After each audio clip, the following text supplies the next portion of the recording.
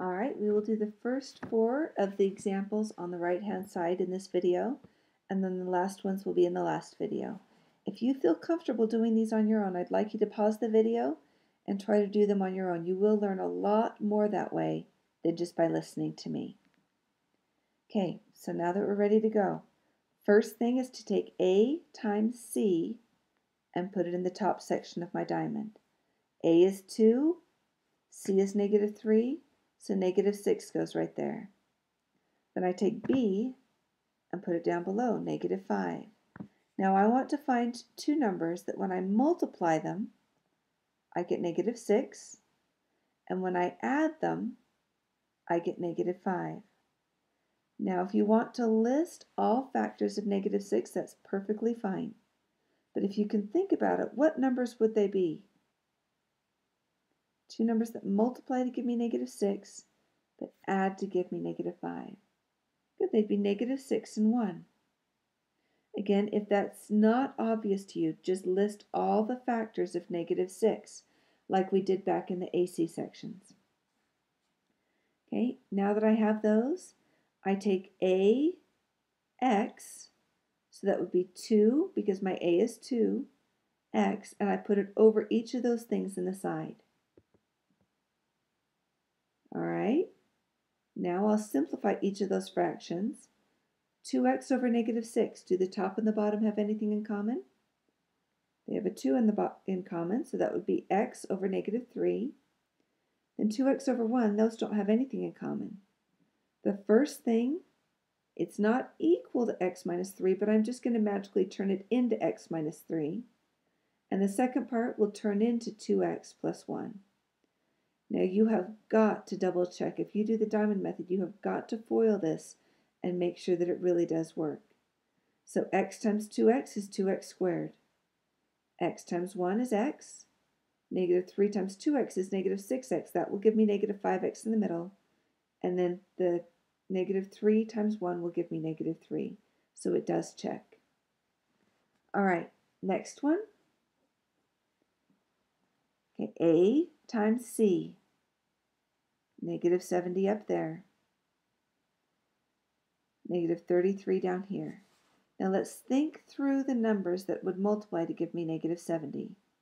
Could have 1 times -70. That's not going to get me anywhere near -33. Well, let's see, does 2 go into 70? Yeah, that would be 2 times -35. Oh, that sounds good. So if we had -35 and 2, that works. So now I'll take 10x and put it on top of each of the sides. And then I want to simplify each of these fractions. 10 and 35, what do they have in common? They have 5 in common. Divide top and bottom by 5, and I get 2x over -7. 10 and 2, what do they have in common? Well, they have 2 in common. You've got to keep that 1 down there. You can't simplify it all the way to 5x. I know it's equal to 5x, but if you're doing diamond, you've just got to keep those as fractions. Otherwise, it wouldn't kind of magically turn into anything. So the left-hand fraction magically turns into 2x minus 7. The right-hand fraction, because we have to have a fraction, turns into 5x plus 1.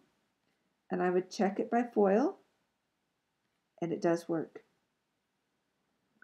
Okay, for this next one, 28w squared plus 5w minus 3.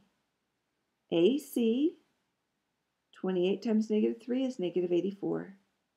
My B is 5. Now I'd want to go through a factor list of 84. That would be 1 times -84. Nope, that's not going to give me 5. Does 2 go into 84? Yep, 2 times 42. But that's not going to give me 5. Does 3? Yeah, we better list these. So we have 3 times -28, but that's not going to give me 5. 4 times -21, that's not going to give me 5. Then come all the way down to the bottom, 7 times -12. Well, that would give me -5. So let me just make it a -7 and +12. Let's double check this. -7 times 12, that's -84. -7 plus 12, that's 5. So those are the numbers I want. I take 28w, notice my variable change, and 28w on top of each of those east and west corners.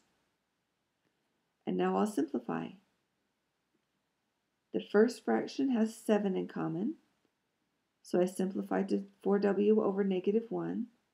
Don't write that as negative 4w. You've got to keep it as a fraction, and you've got to keep the negative on the bottom. This next one simplifies to 7w over 3, since they were both divisible by 4, and that would give me 4w minus 1 and 7w plus 3.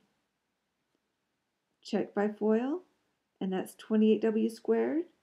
The 12w minus 7w gives me the 5w in the middle and negative 3 on the end. Okay, one more in this video.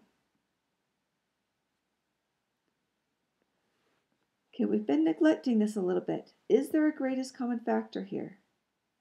Well, 3 and 36 have 3 in common, but 23 doesn't, so we do not have a greatest common factor.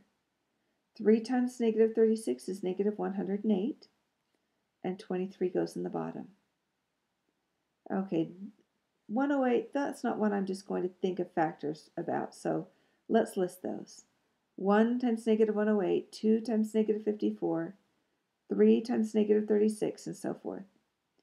Which one of those pairs will add to give me 23 or negative 23? I can always change it.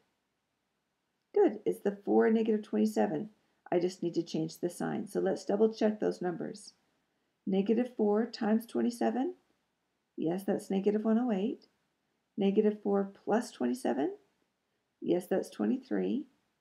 Now what do I put on top of each of those fractions? It will have a 3y, since that's the variable I'm dealing with. 3y on the top here. Okay, so I need to simplify each of those. 3y and 4 don't have anything in common, so that one stays put. How about 3y and 27? Well, they're both divisible by 3, so I'll simplify. I'll get y over 9, and then I do my little magic trick to turn those into parentheses, and I will check using FOIL. 3y squared plus 27y minus 4y, that gives me the 23y minus 36. So my answer is the 3y minus 4 times y plus 9. Next 4 examples will be in the next video.